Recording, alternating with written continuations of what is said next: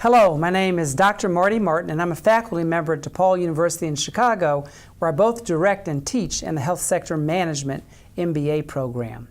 Some of you may have seen me on previous videos focusing on the quantitative decision-making kind of tool series. So this is part of that series.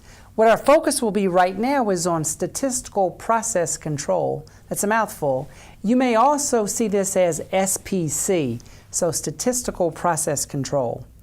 This particular tool is just part of a whole complement of tools that you can use to really make decisions using quantitative data.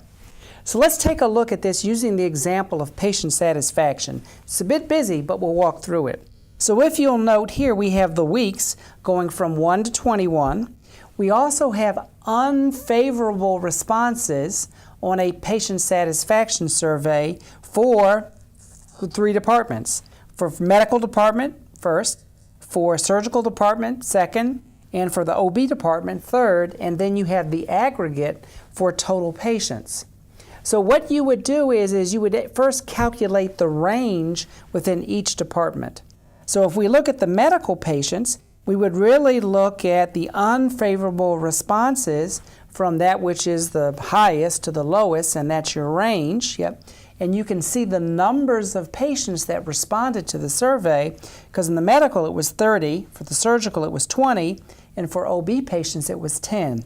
So this really is just displaying the data in the aggregate. So this in and of itself doesn't really give us much information to work with. So we have to begin to use the tool, statistical process control, to make meaning of this data. So this is a graph. So this graph is based upon, if you look at it, unfavorable patient satisfaction survey responses for all groups, or total. So now you take the raw data, you simply plot it out, and now we get a picture. So if you note there in blue, that shows what those data points happen to be.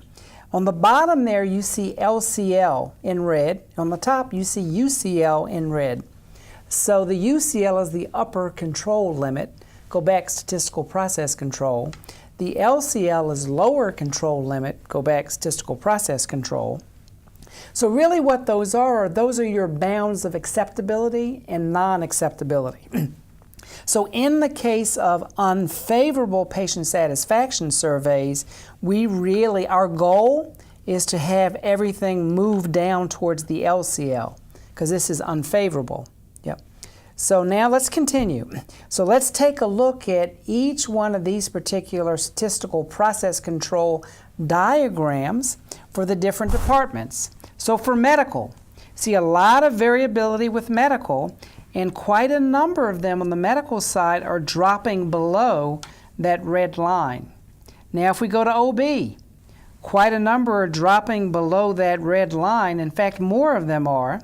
If we go to surgical, a little bit more above the red line. And the last one, total, is overall.